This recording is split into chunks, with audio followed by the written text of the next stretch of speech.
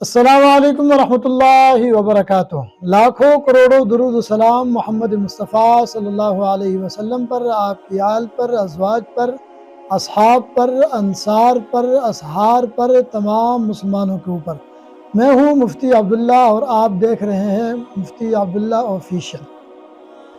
ناظرین، آپ نے حضرت لقمان رحمۃ اللہ علیہ کا نام سنا ہوگا کہ حضرت لقمان علیہ السلام ایک بہت ہی سمجھدار انسان گزرے ہیں، اور لقمان کے نام سے قرآن پاک میں 21ویں پارے میں پوری سورہ مبارکہ بھی موجود ہے، اور اس میں بھی ان کی نصیحتیں اللہ کریم نے سورہ لقمان کے اندر ذکر کی ہے۔ تو آج کی نشست میں حضرت لقمان علیہ السلام سے متعلق ان کی کچھ باتیں آپ حضرات کی خدمت میں رکھنی ہے۔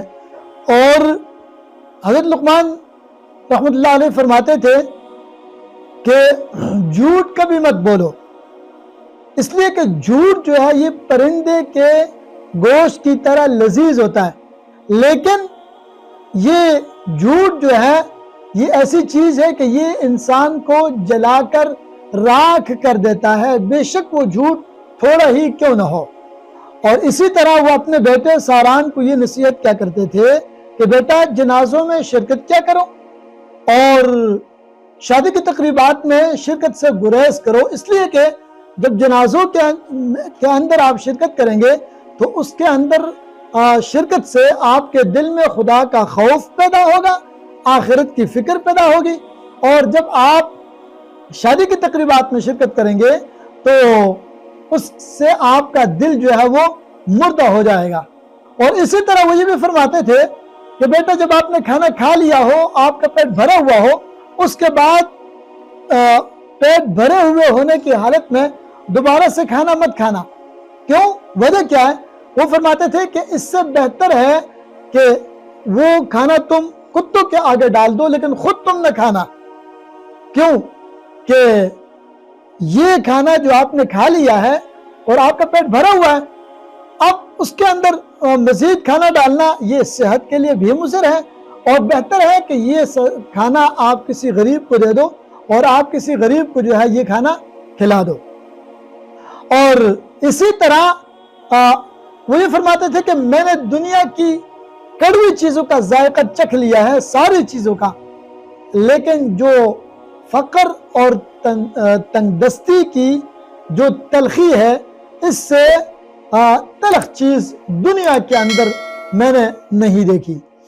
اسی طرح وہ یہ بھی فرماتے تھے کہ بیٹا اتنا میٹھا مت بنو کہ لوگ تمہیں نگل جائیں، اور اتنا کڑوا بھی مت بنو کہ لوگ تمہیں تھوک دیں۔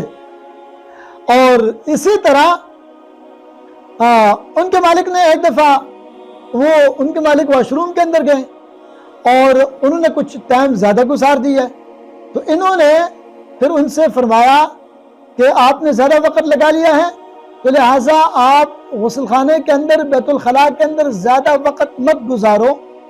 وجہ کیا بتائی؟ وجہ یہ بتائی کہ جو آدمی بیت الخلاء کے اندر وقت زیادہ گزارتا ہے تو زیادہ بیٹھنے کی وجہ سے اس کا جگر جو وہ چیر دیا جاتا ہے، اور اسی طرح اس کے دل کو مار دیتا ہے، اور بواسیر کی جو بیماری ہے یہ پیدا کرتا ہے۔ اور اسی طرح یہ شہر ابلا کے اندر پیدا ہوئے تھے، اور ایک دفعہ ان کے مالک نے کہا کہ آپ اس طرح کریں کہ آپ بکری ذبح کریں، اور بکری ذبح کر کے جو بکری کی اچھی چیز ہے وہ آپ لے آئیں۔ چنانچہ انہوں نے بکری ذبح کی، بکری ذبح کرنے کے بعد اس کی زبان اور اس کا دل نکال کر اپنے مالک کے سامنے لے کر آگے اور کہا کہ یہ بکری کی بہترین چیزیں ہیں۔ دوسرے دن مالک نے پھر انہیں ایک بکری دی اور کہا کہ یہ بکری ذبح کرو، اور جو اس کی بری چیزیں ہیں وہ بری چیزیں آپ میرے پاس لے آئیں۔ تو دوسرے دن بکری ذبح کر کے وہ پھر زبان اور دل نکال کر اپنے مالک کے سامنے لے گیا اور سامنے رکھ دیا۔ تو مالک نے کہا کہ یہ کیسے ہو سکتا ہے کہ چیز ایک ہی ہو، اور وہ چیز اچھی بھی ہو وہ چیز بری بھی ہو؟ تو انہوں نے جواب میں فرمایا کہ دل اور زبان بذات خود اچھی چیزیں بھی ہیں اور یہ بری چیزیں بھی ہیں۔ انسان دل کو، زبان کو اچھا بناتا ہے اور یا ان کو برا بناتا ہے۔ اور حدیث شریف میں بھی ہمیں یہ ملتا ہے کہ انسان کے جسم کے اندر ایک جو ہے وہ حصہ ہے، ایک ٹکڑا ہے، وہ ٹھیک ہو جائے تو سارا کا سارا جسم ٹھیک ہے، اور وہ ٹھیک نہ ہو تو سارا کا سارا جسم خراب ہو جائے، بیمار ہو جائے، فاسد ہو جائے۔ اور وہ کیا ہے؟ فرمایا کہ وہ دل ہے۔ تو اس لیے دل کی بھی حفاظت ہمارے ذمہ لازم ہے، زبان کی بھی حفاظت ہمارے ذمہ لازم ہے۔ امید کرتا ہوں آج کی ویڈیو آپ کو بہت اچھی لگی ہوگی۔ السلام علیکم ورحمۃ اللہ وبرکاتہ۔